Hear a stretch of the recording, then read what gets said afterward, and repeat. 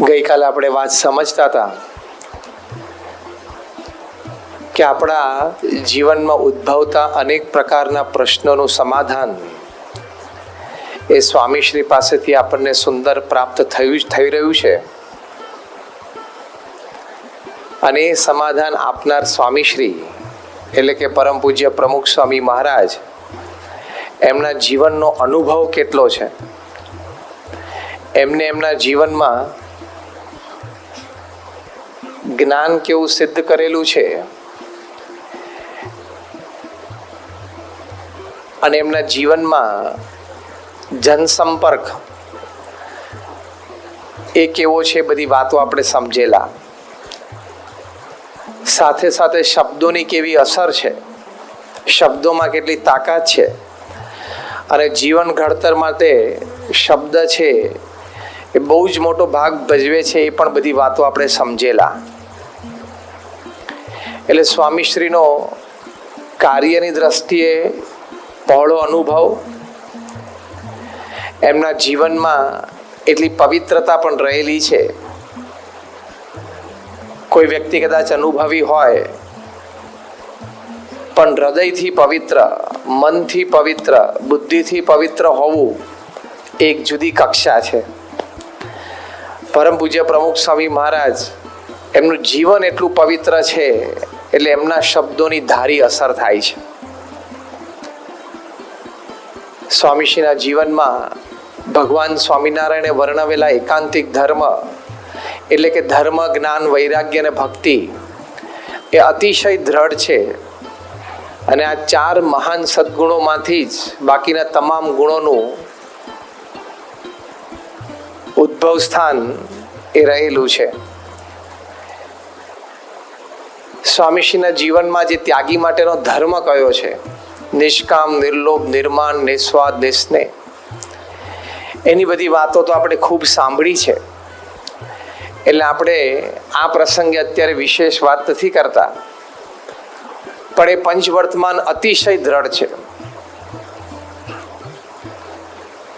અને એ પંચવર્તમાન જેનામાં દ્રઢ હોય અને એક પંચવર્તમાનને કદાચ સીધી સાદી ભાષામાં બે શબ્દોમાં કહેવા હોય તો સ્ત્રી અને ધનનો ત્યાગ એ હોય તો જે સાધુ કહેવાય, નહીં તો એને સાધુ ન સમજવા. ભારતમાં તો જ્યારે 1960માં જવાહરલાલ નહેરુ તત્કાલીન પ્રધાનમંત્રી, એમણે સેન્સસ કરાવેલું ત્યારે 1 કરોડ સાધુ હતા. 1960માં 1 કરોડ સાધુ હતા. બધાની વસ્તી વધી તે સાધુની વધી હોય ને, એની વસ્તી વધે ને. એટલે કદાચ અત્યારે 1.5-2 કરોડ સાધુ હશે ભારતમાં. આખી પૃથ્વી ઉપર 4-5 કરોડ કદાચ હશે. કોઈ ભગવું પહેરે, કોઈ લીલું પહેરે, કોઈ ધોળું પહેરે, કોઈ કાળું પહેરે, કોઈ આડા પટ્ટા કરે, કોઈ ઊભા કરે, કોઈ મોટી મોટી માળાઓ પહેરે, કોઈ જટા રાખે, કોઈ મુંડન કરે. અનેક પ્રકારની બધી વેરાયટી છે. કોકે જાતે દીક્ષા લીધી હોય, કોકને ગુરુએ આપી હોય, અને કોક એવા હોય કે કોઈ સ્ટેટમાં ટ્રિપલ મર્ડર કર્યું અને ગુજરાતમાં દેરું નાખી દે તો એનું ચાલે છે. એવા પણ છે, એ ચાલે. એટલે એવા પણ સાધુ હોય. ભગવા કપડામાં એવી તાકાત છે કે ગમે તે વ્યક્તિને એકવાર શોભાડી દે, ગમે તે વ્યક્તિનું સમાજમાં સ્થાન મુઠ્ઠી ઉચેરું કરી નાખે, એટલું ભગવા કપડામાં તાકાત છે. આપણા મહાન ઋષિ મુનિઓએ, મહાન સંતોએ સાધનાએ કરીને આ ભગવા કપડામાં એટલી શક્તિ મૂકેલી છે. એટલે ભગવું કપડું ગમે તેને શોભાડી દે, પણ ભગવું કપડું જેના ખભા ઉપર પડ્યું શોભે એવા એક જ પ્રમુખ સ્વામી મહારાજ છે. જેને લઈને ભગવા કપડાની કિંમત વધે, એની ડિગ્નિટી, એનું ઓનર એ વધે, એવા સંત પ્રમુખ સ્વામી મહારાજ છે. કારણ કે સ્ત્રી અને ધનનો શુદ્ધ ત્યાગ છે. 93 વર્ષનું જીવન, નિષ્કલંક જાહેર જીવન જીવવું એ અત્યારે 7 અબજની વસ્તીમાં પૃથ્વી ઉપર કોઈ નથી. અને આ જ સાધુની કન્ફર્મેટિવ ટેસ્ટ છે. જે કેમિસ્ટ્રી ભણ્યા હશે એમને ખબર હશે, CT આવે, કન્ફર્મેટિવ ટેસ્ટ. તમે બ્લુ લિટમસ પેપર રેડ થાય તો સમજવાનું કે આ લિક્વિડ છે, એસિડ છે. અને એ રેડ લિટમસ પેપર બ્લુ થાય તો સમજવાનું કે આ લિક્વિડ છે, બેઝ છે. એ સીટી કહેવાય, કન્ફર્મેટિવ ટેસ્ટ. એમ પૃથ્વી ઉપર કોઈ પણ સાધુને તમે જો, કોઈ પણ ત્યાગીને તમે મળો, એટલે આ કન્ફર્મેટિવ ટેસ્ટ મૂકવાની. એ જે ભગવાનને માનતા હોય, જેની ઉપાસના કરતા હોય, એની સાથે આપણે કોઈ વિવાદ નથી. બધું ભગવાનનું ભજન છે, સારી વાત છે. પણ એના વર્તનમાં ધન અને સ્ત્રીનો ત્યાગ છે તો જ ત્યાગી કહેવાય. બાકી તો ગ્રહસ્થ ત્યાગીમાં ફેર શું રહ્યો? દલપતરામે વર્ષો પહેલા લખ્યું છે કે ગ્રહસ્થને માથે ભગવું રહ્યું છે, એવી પરિસ્થિતિ થઈ જાય. એટલે આ છે એ મુખ્ય ઓળખ છે સાધુની. પણ પેલું ભગવું કપડું પહેરે એટલે બધા સાધુ કહેવાય. પણ સાધુ સાધુમાં બહુ ફેર છે, બધા સરખા નથી. વચનામૃતમાં શ્રીજી મહારાજે ભગવાન ને ભગવાનના સંત આ શબ્દ પાને પાને વાપર્યો છે. પાને પાને આપણને શીખવાડ્યું છે. એ જે સંત શબ્દ વચનામૃતમાં લખ્યો છે એ ગુણાતીત સંત. યોગીજી મહારાજે વચનામૃતના પરથારાની આગળ આશીર્વાદમાં લખ્યું છે કે આ વચનામૃતના ચોપડામાં, એવા યોગીજી મહારાજના લાક્ષણિક શબ્દો છે કે આ વચનામૃતના ચોપડામાં જ્યાં ભગવાન અને ભગવાનના સંતની વાત કરી છે, ત્યાં ભગવાનને ઠેકાણે પૂર્ણ પુરુષોત્તમ નારાયણ શ્રીજી મહારાજ સમજવા અને ભગવાનના સંતને ઠેકાણે ગુણાતીત સંત મૂળ અક્ષર મૂર્તિ ગુણાતીયન સ્વામી સમજવા, અને પછી એમની પરંપરા. તો આને સાધુ કહેવાય. તમે જો શબ્દ વેપારી વાપરો તો વેપારીમાં પણ કેટલી બધી રેન્જ છે. પાનવાળા શું કહેવાય? પાનનો ગલ્લો ચલાવતો હોય કે નોકરિયાત થોડે છે, એ શું કહેવાય? વેપારી, ધંધાદારી.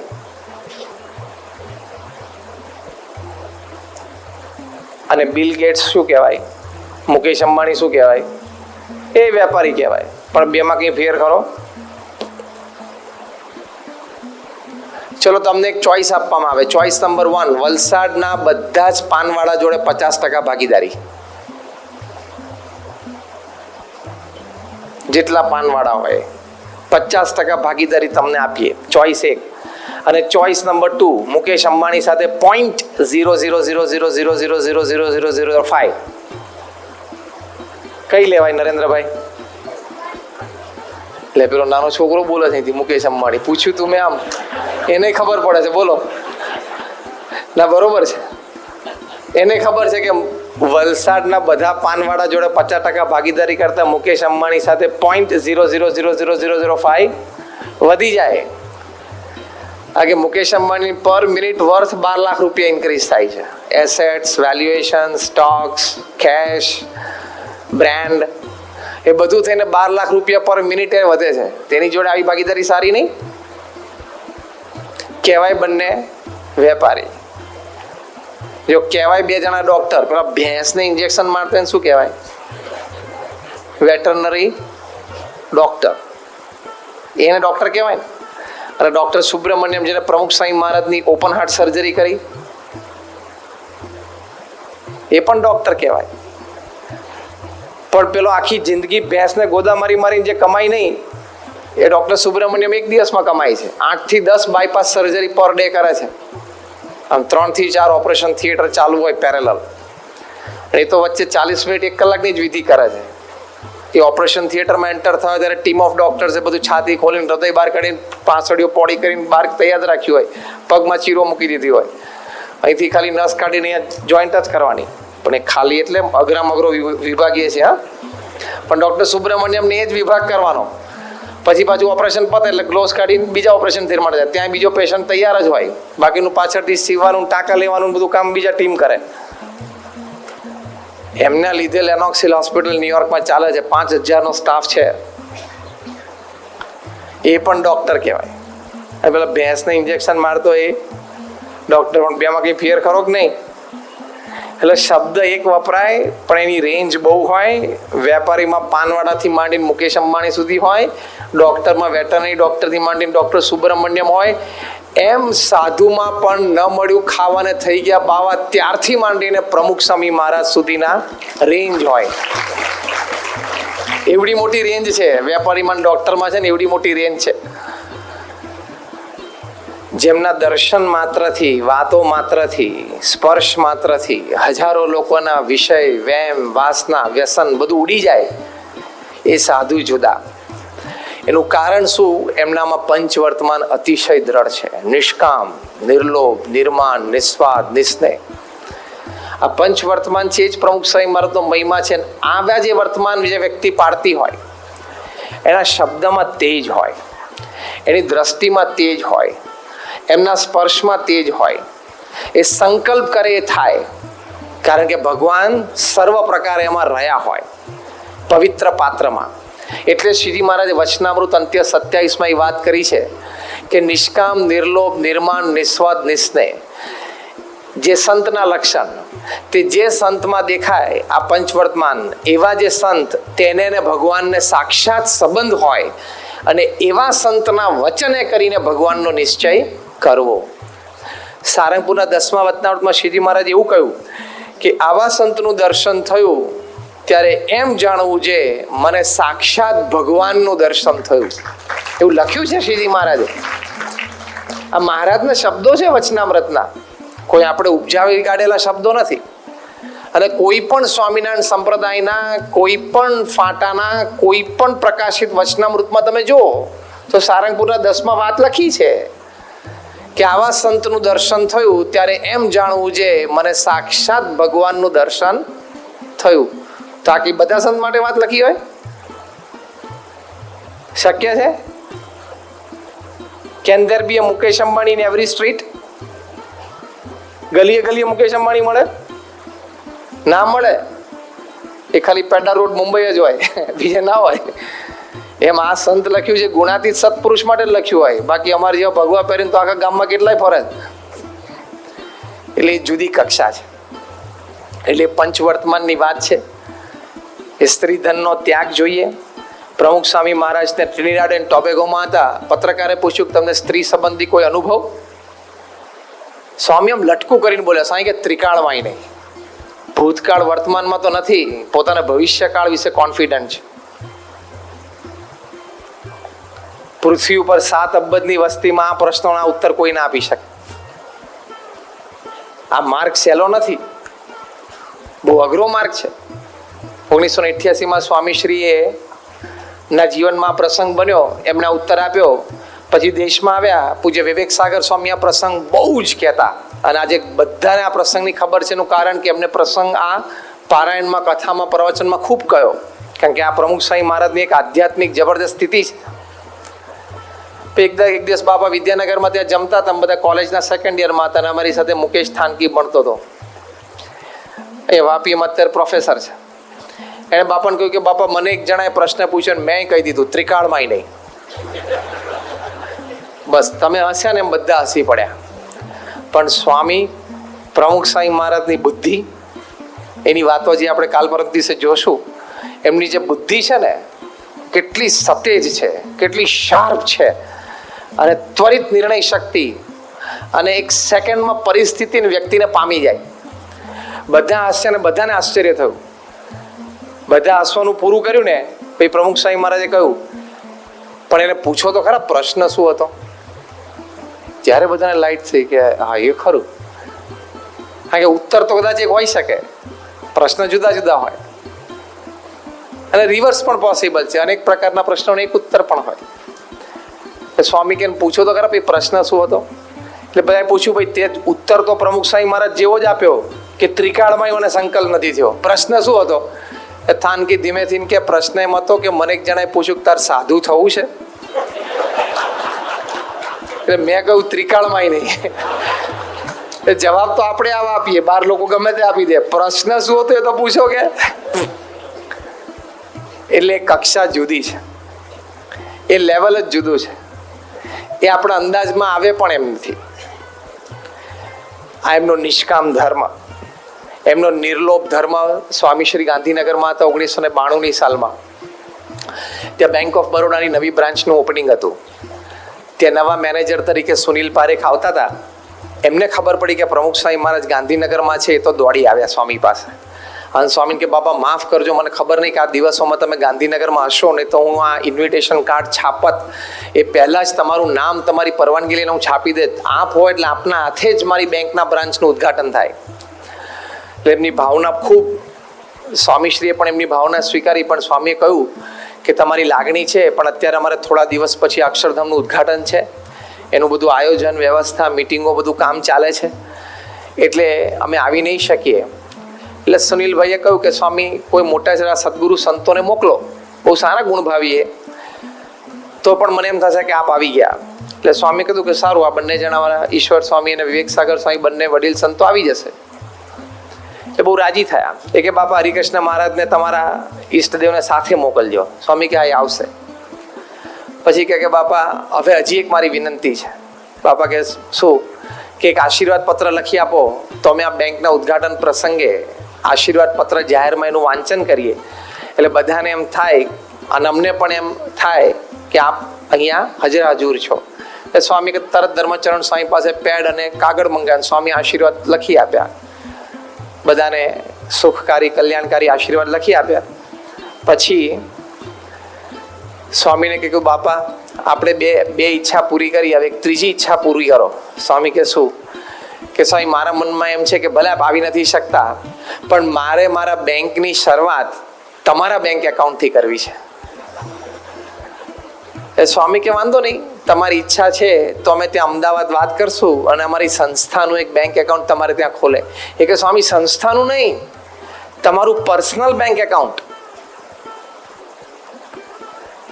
ત્યારે આ પ્રમુખ સ્વામી મહારાજ, જેમની 1985માં લંડનમાં સુવર્ણ તુલા થયેલી, અને સુવર્ણ તુલા નિમિત્તે આજે કરમસદમાં મેડિકલ કોલેજ ઊભી છે.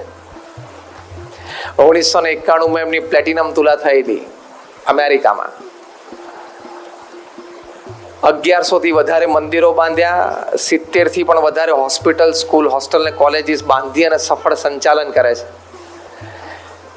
British parliament, Canadian parliament, Kenyan પાર્લામેન્ટમાં સ્ટેન્ડિંગ ઓવેશન સાથે એમનું સન્માન થયેલું છે. 25 થી વધારે અમેરિકાના શહેરોની કી ટુ ધ સિટી એમને મળેલી છે. આ પ્રમુખ સ્વામી મહારાજે તે વખતે ખૂબ જ સહજતાથી સુનિલભાઈને કહ્યું કે સુનિલભાઈ, મારા નામે તો બેંક એકાઉન્ટ જ નથી, મારી સહી જ ક્યાંય નથી ચાલતી. અને તે વખતે અંગ્રેજીમાં એક કહેવત છે, જો ડ્રોપ. એટલે આમ તમે આશ્ચર્યકારી કોઈ વાત સાંભળો ને, આમ થઈ જાય ને મોઢું, એટલે જો છે ને દાઢી પડી જાય નીચે, આમ એને જો ડ્રોપ કહેવાય. તો આમ સુનિલભાઈ આમ જો ડ્રોપ થઈ ગયા અને બોલે કે સ્વામી તમારા નામે બેંક એકાઉન્ટ જ નથી? સ્વામી કે ના, બધું ઠાકોરજીનું છે, ટ્રસ્ટનું છે, અમારું કંઈ છે જ નહીં, અમને તો ભગવાને સાધુના નિયમ આપે છે, એમાં અમે રહીએ છીએ. ત્યારે સુનિલભાઈએ ઊભા થઈને આંખમાં આંસુ સાથે બાપાને પંચાંગ પ્રણામ કર્યા કે સ્વામી, હું માનું છું કે મને સાક્ષાત ઈશ્વરના મનુષ્ય સ્વરૂપે આજે દર્શન થયા. સ્વામીના શબ્દોમાં એ તેજ છે, કારણ કે એમનું જીવન એવું પવિત્ર છે, તો વ્યક્તિઓને એમના સ્વરૂપમાં ઈશ્વરના દર્શન થાય છે. એમણે આપણને માર્ગદર્શન આપ્યું છે, એમના શબ્દો આપણે સાંભળેલા છે. નિષ્કામ, નિર્લોભ, નિર્માણ. નિર્માની તો પ્રમુખ સ્વામી મહારાજ એમની પ્રભુદત્ત પ્રકૃતિ છે એવું કૃષ્ણશંકર શાસ્ત્રીજી મહાન ભાગવતાચાર્ય વારંવાર કહેતા હતા કે ભગવાન સૌથી વધારે કોઈની ઉપર રાજી થાય ને તો પોતાની અંગતમાં અંગત વસ્તુ આપી દે, એવું કૃષ્ણશંકર શાસ્ત્રીજી કાયમ કહેતા. અને અંગતમાં અંગત વસ્તુ એ છે કે એ વ્યક્તિ અતિ નમ્ર અને અતિ વિવેકી બને. તો પ્રભુ પાસે સૌથી ઉત્તમમાં ઉત્તમ ભેટ આપવા યોગ્ય જે વસ્તુ છે એ પ્રભુએ પ્રમુખ સ્વામી મહારાજને આપેલી છે. એટલે નિર્માનીપણું એ પ્રમુખ સ્વામી મહારાજની પ્રભુદત્ત પ્રકૃતિ છે. એવો બહુ સરસ શબ્દ કૃષ્ણશંકર શાસ્ત્રીજી વાપરતા. એટલે અતિશય નિર્માની. આજે પ્રમુખ સ્વામી મહારાજ એમનો આ જે સદગુણ છે એ દેશ પરદેશમાં ખૂબ પ્રતિષ્ઠિત મહાનુભાવોને પણ સ્પર્શી ગયો છે. દેહે કરીને સર્વેને નમતા રહ્યા, પ્રથમનું 58મું વચનામૃત. મને કરીને સર્વેને વિશે નિર્દોષ ભાવ રાખતા રહ્યા. એવી રીતે પ્રમુખ સ્વામી મહારાજ અતિશય નિર્માનીપણે વર્ત્યા છે. કોઈ સંતોએ તપ કર્યું હોય, અમદાવાદમાં સંતોએ પારક વ્રત કરેલું, પ્રમુખ સ્વામી મહારાજે સંતોને પગે લાગ્યા કે ઓ તપસ્વીનો ચરણ સ્પર્શ કરીએ તો લાભ પ્રાપ્ત થાય, પુણ્ય થાય. વિચરણ કરવાનું હોય તો બ્રહ્મોપનિષદ પુસ્તકમાં તમે જોજો, બહુ નેચરલ ફોટોગ્રાફી છે. It is not a specialize photography. Pramukh Swami મહારાજે કયા કયા વાહનોમાં વિચરણ કર્યું છે. રિક્ષા પણ છે, ટ્રેક્ટર પણ છે, બળદગાડું પણ છે, નાની રેડ કલરની મારુતિ 800 જે પહેલી કાર પડેલી બહાર એ પણ છે, હેલિકોપ્ટર પણ છે, ફ્લાઇટ પણ છે. એ બધા ફોટોગ્રાફ એક જ પેજ ઉપર આપેલા છે. Over a span of 25 years, 25 વર્ષના ગાળાના એ ફોટોગ્રાફ છે. એ બધા ફોટોગ્રાફ તમે જુઓ તો સ્વામીશ્રીના ચહેરા ઉપર એ જ આનંદ અને એ જ સહજતા છે. તો એ નિર્માનીપણાનું લક્ષણ છે. એમને કોઈ બાહ્ય દેખાવ કે બાહ્ય આડંબર, કપડાથી માંડીને ઘરેણાથી માંડીને કોઈ માન મર્તબો, એમની પ્રેસ્ટીજ કે પર્સનાલિટી વધારવા માટે જોઈતા જ નથી, જરૂર જ નથી. અને એ બધા ભેગા થાય તો એમની પ્રેસ્ટીજને પ્રતિષ્ઠા વધારી શકે એમ નથી. કારણ કે પૃથ્વી ઉપરની બધી લાઇટ ભેગી થાય તો એમ નક્કી કરે કે આપણે સૂર્યને થોડુંક તેજ વધારે આપીએ તો કેટલું આપી શકે? પૃથ્વી ઉપર બધી લાઇટ ભેગી થાય, બધો પ્રકાશ, અને કે સૂર્યને થોડો પ્રકાશ આપણે વધારે આપીએ, શું કરી શકે? કાંઈ ના થાય. એ જેનું તેજ, એનો પાવર, એ કક્ષા જ જુદી છે. એમ પ્રમુખ સ્વામી મહારાજને કોઈ બાહ્ય એસેસરીની જરૂર જ નથી. એટલે એ અતિશય નિર્માનીપણે વર્ત્યા છે. એના હજારો પ્રસંગો આપણે સાંભળ્યા છે. અત્યારે તો આપણે એ થોડો જુદો વિષય છે એટલે આપણે ડિટેલમાં નથી કહેતા, પણ એમના પવિત્ર જીવન વિશે થોડી વાત લઈએ છીએ બેકગ્રાઉન્ડ રૂપે, એટલે આપણે આ વાત સમજીએ છીએ. એવી રીતે નિસ્વાદ, નિસ્નેહ સાધુ થયા ત્યારથી લાકડાના પથ્થરમાં પ્રમુખ સ્વામી મહારાજ જમે છે. બધું જમવું એ સાથે મેળવીને પાણી નાખીને જમે છે. આવી રીતે નિસ્વાદી વર્તમાન, કોક વખત કડવી કાકડી આવી ગઈ હોય, સ્વામીશ્રી કંઈ બોલ્યા નથી. ખારો શીરો આવી ગયો હોય, સ્વામીશ્રી કંઈ બોલ્યા નથી. સેવક સંતો જમે પછી સ્વામીને કે બાપા આ બધું કડવું હતું, ખારું હતું, તમારે કહેવું તો જોઈએ ને. સ્વામી કે ભગવાન જમ્યા, એ કંઈ બોલ્યા નહીં તો આપણે શું બોલવાનું? એક પ્રસંગે સ્વામી એવું બોલ્યા, સ્વામી કે પાછળ ખાનારાને ખબર પડશે, આપણે શું કામ કહીને ખબર પાડવી? બોલ્યા જ નથી કશું. અતિશય નિસ્વાદી છે. એ પણ એક જબરદસ્ત મોટો ગુણ છે. આજે દુનિયામાં 90% રોગ છે ને ખાધાના રોગ છે. ખોટું ખાય છે ને વધારે ખાય છે. ખોટું ખાય છે અને વધારે ખાય છે, એના રોગ છે. કારણ કે શાસ્ત્રમાં લખ્યું છે કે ઠંડા પાણીએ નાવું, ગરમ ગરમ ખાવું. આપણે રિવર્સ થઈ ગયું, ગરમ પાણીએ નહીએ છે ને ઠંડુ ખાઈએ છે, એટલે હેલ્થ બગડે છે. પણ આપણા જીભના સટાકા એમ જલ્દી જાય એમ નથી. 80 વર્ષનો ડોહો હોય ને, એને ના પડી હોય તો એ રાત્રે 2 વાગે ઊભો થઈને ફ્રીજ ખોલીને એના પૌત્રનો આઈસ્ક્રીમ ખાઈ જાય. હા, અરે બેકરી આઇટમ્સ એટલે કે બ્રેડ, આઈસ્ક્રીમ, બિસ્કિટ્સ એ પૃથ્વી ઉપર કોઈને ન ભાવતા હોય, અરુચિ હોય, એવી 7 અબજમાં એક જ વ્યક્તિ છે, પ્રમુખ સ્વામી મહારાજ. બાકી આ 3 આઈટમ કોઈને ફાવે નહીં અને ગમે નહીં અને ભાવે નહીં, એ બને જ નહીં. એ બેકરી આઇટમમાં આપણા સ્વાદ પ્રત્યેનું આકર્ષણ એટલું રહેલું છે. ડેલિશિયસ કેક હોય, બ્રેડ હોય, બિસ્કિટ્સ હોય, આઈસ્ક્રીમ્સ હોય. સ્વામીશ્રીને કમ્પ્લીટ અરુચિ છે. સારંગપુરમાં એક વખત આપણા હરિભક્ત ગાંધીનગરના રામચંદ્રભાઈ બારોટ, એમણે આઈસ્ક્રીમની રસોઈ આપીને 4 પ્રકારના આઈસ્ક્રીમ બન્યા અને સાંજે સ્વામીશ્રીને ઠાકોરજીનો ફ્રૂટનો થાળ ધરાવીને આપ્યો. સ્વામી તો એમાંથી થોડું ફ્રૂટ અને ચણા જમતા હોય. 4 આઈસ્ક્રીમની વાટકી બાજુમાં પડેલી. પ્રસાદ મેવો જમી રહ્યા ત્યાં સુધી આઈસ્ક્રીમ તરફ જોયું પણ નહીં. સેવક સંત કે બાપા આઈસ્ક્રીમ રામચંદ્રભાઈની ઈચ્છા છે અને બધા સંતોને બધા માટે આજે એમને આ સેવા આપી છે, તો આપ થોડો અંગીકાર કરો એટલે એ પણ રાજી થાય. સાહેબ કે ના, ભગવાનને ધરાઈ દીધો ને, આવી ગયું એમાં. પછી બધા પાર્ષદો સામે બેઠા હતા, બધા બહુ આગ્રહ કર્યો સ્વામી થોડુંક તો લો. એટલે સ્વામીને સેવક સંતે અડધી ચમચી આઈસ્ક્રીમ ભરીને આપ્યો. આ પ્રસંગ અમે નજરો નજર જોયેલો છે. આમ અડધી ચમચી આઈસ્ક્રીમ ભરીને આપ્યો સ્વામીએ ચમચી હાથમાં લીધી, આઈસ્ક્રીમ પાછો વાટકીમાં બધો ઠલવી દીધો, વાટકાના કાંઠા સાથે 3 થી 4 વખત આઈસ્ક્રીમની ચમચી અથડાઈ આમાં, પછી 2 વાર આમ ખંખેરી અને પછી એ ચમચીની આગળની ટીપ એ જીભની ટીપ સાથે અડાડી દીધી અને મૂકી દીધું. સ્વામી કે બસ જમી લીધું આઈસ્ક્રીમ. આપણાથી આઈસ્ક્રીમનું આવું ઘોર અપમાન થાય શક્ય છે? આવું ઘોર અપમાન આપણે કરીએ અને ભૂલથી એ રીસાઈ જાય તો આપણે આખી જિંદગી કેટલી ઉપાધિ. 1988માં પ્રમુખ સ્વામી મહારાજ નૈરોબી હતા અને એમના પત્તરમાં સેવક સંતે ઠાકોરજીના થાળમાંથી ધરાવીને પીઝા મૂક્યો અને સ્વામી આમ શ્રીમદ સદગુણ શ્લોક બોલીને આંખ ખોલીને સ્વામી કે આ શું? તો કે બાપા આ પીઝા છે. સ્વામી કે એટલે શું? આ ફર્સ્ટ ટાઈમ પ્રમુખ સ્વામી મહારાજ પીઝા જોતા હતા 1988 નૈરોબી. હવે કે એટલે શું? એ સેવક સંત કે બાપા આપણા દેશમાં રોટલો છે ને એવો આ અહીંના દેશનો રોટલો છે. સ્વામી કે શેનો બન્યો? કે બાપા આપણે ત્યાં ઘઉંનો બને, બાજરાનો હોય, જુવારનો હોય, આ મેંદાનો રોટલો છે.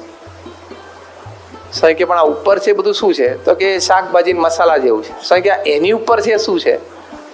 આ ધોળું ધોળું દેખાય છે. એટલે કે બાપા એ ચીઝ કહેવાય.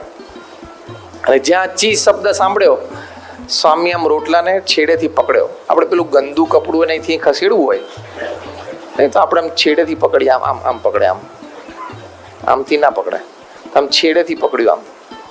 અને સ્વામી આમ રોટલો પકડીને પાછો થાળમાં મૂકી દીધો.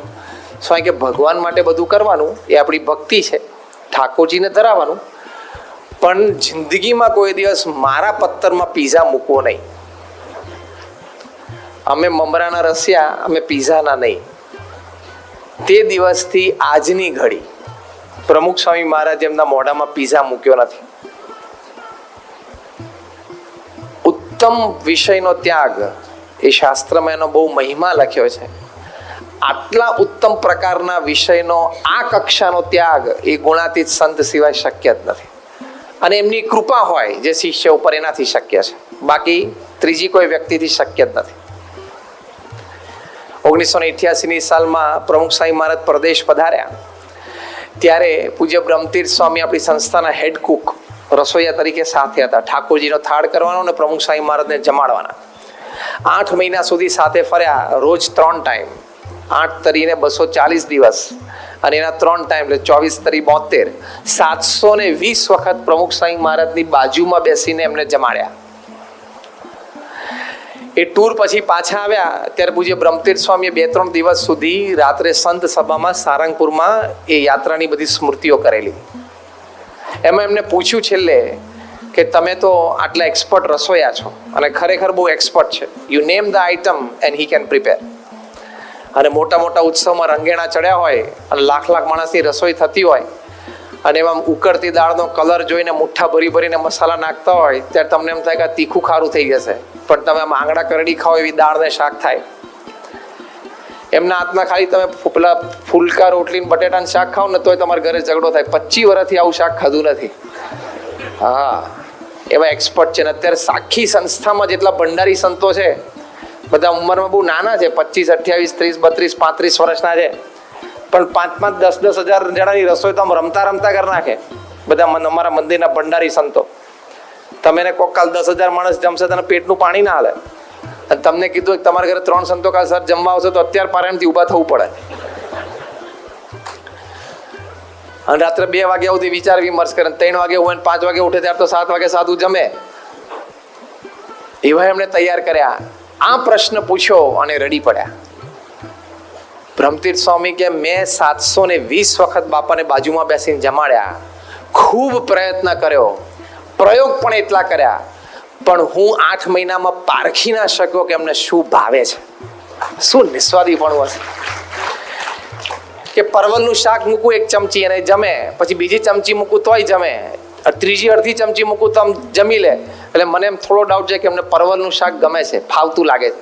એટલે પાછું 2 દિવસ પછી પાછું પરવલનું શાક બનાવું, પહેલી ચમચી મૂકું તો રોટલી જોડે જમે, બીજી ચમચી મૂકવા જાઉં તો પાછું તરત ના પાડ દે કે ના બહુ થઈ ગયું આટલું.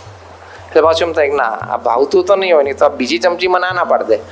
એટલે પાછો પ્રયોગ નંબર 2, બીજો પ્રયોગ ચલાવવાનો. એમ પ્રયોગમાં 8 મહિના પૂરા થઈ ગયા. ખબર જ ના પડી. અને પ્રમુખ સ્વામી મહારાજ પાસે જે ઠાકોરજીનો થાળ આવે છે, આપણામાંથી ઘણા બધા ભોજન દર્શન કર્યા છે, એ થાળમાં એની સામે કોઈ દિવસ પ્રમુખ સ્વામી મહારાજ જોયું નથી. તમે જોજો. અને આમ જાતે લઈને એક થાળમાંથી આમ મૂક્યું હોય પથ્થરમાં, મને આ ભાવે છે ને આ ભાવે છે, કોઈ દિવસ નહીં. અને એ થાળ જો આપણને આપ્યો હોય તો પાછળ ઉટેકવા વાળાને સેવા જ ન આપીએ. આમ મોઢું દેખાય